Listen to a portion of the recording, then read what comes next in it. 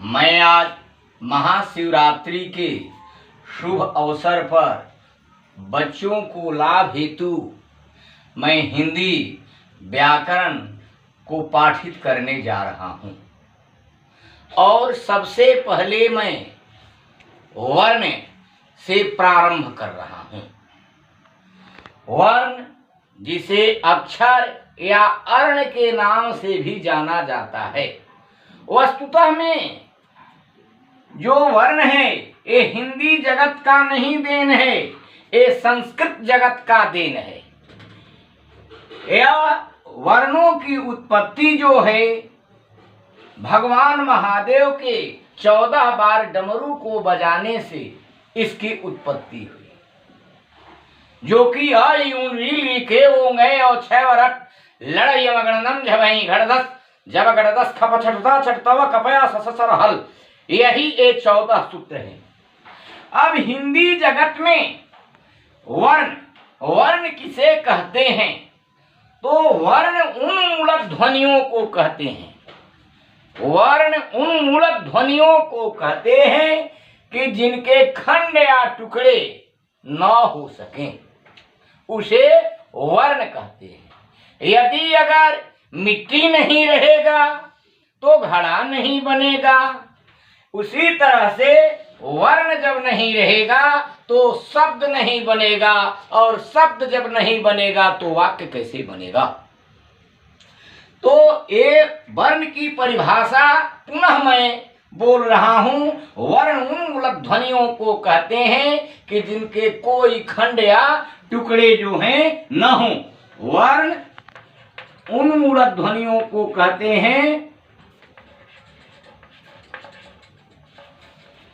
ध्वनियों को कहते हैं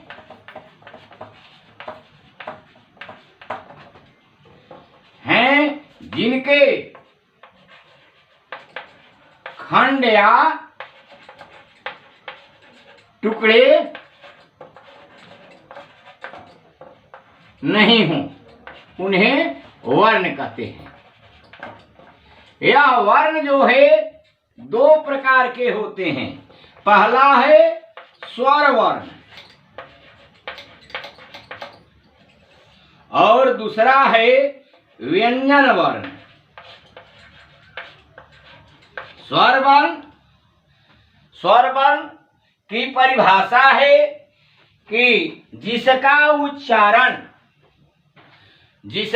उच्चारण बिना किसी का मदद का हो, या जिसका उच्चारण स्वतः हो, जिसका उच्चारण स्वतः हो, यानी अपने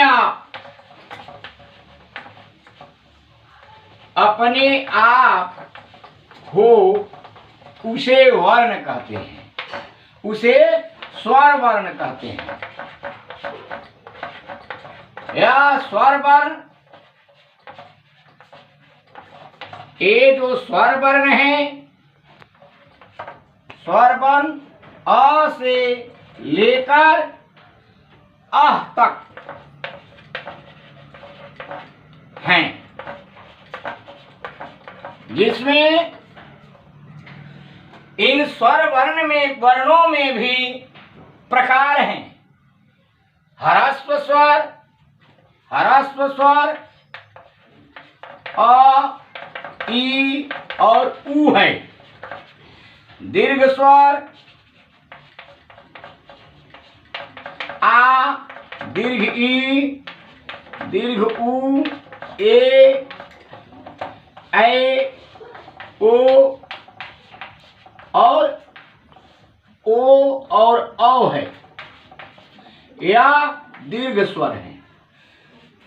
इतना जानने के बाद आगे जब हम बढ़ाएंगे तब इनका विश्लेषण एक अनुनासिक एक निरनुनासिक वर्ण भी होता है, लेकिन उनका वर्णन समयानुसार हम करेंगे।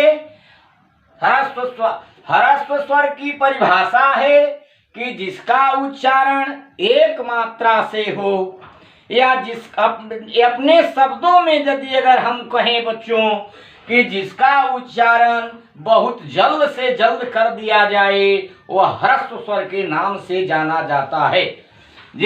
जो कि व्याकरण शास्त्र के अंतर्गत ये कहता है कि जिसका उच्चारण एक मात्रा से हो वह जो है ह्रस्व स्वर है, जैसे आ, ह्रस्व ई, ह्रस्व उ। कितने लोग इसको कहते हैं छोटी ई, छोटी ऊ, छोटा ऊ, लेकिन ये बिल्कुल गलत बात है। ये ह्रस्व स्वर के नाम से जाना जाता है व्याकरण में, या और ह्रस्व ऊ जो है ह्रस्व ऊ के नाम से जाना जाता है। और यही जिस दीर्घ स्वर जिसका उच्चारण में ह्रस्व स्वर की अपेक्षा दुगुना समय लगता है वह दीर्घ स्वर कहा जाता है। जैसे आ में हम उच्चारण आ का जब कर रहे हैं तो अ से दूना समय लग रहा है। बच्चों, इसको कहने की बात नहीं है, स्वतः प्रैक्टिकल करके देख लो। ई, ऊ, ए, ओ, औ, ये जो हैं दो वर्णों के योग होने से ये बने हुए हैं। अब इन्हीं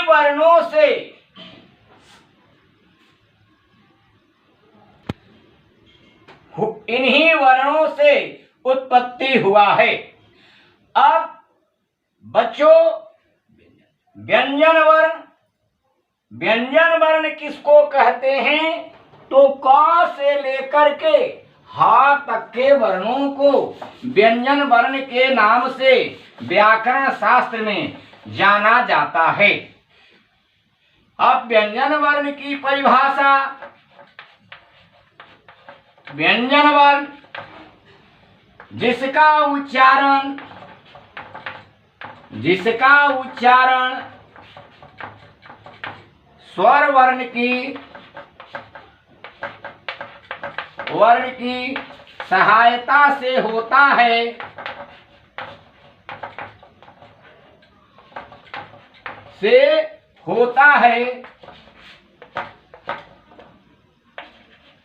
उसे व्यंजन वर्ण कहते हैं।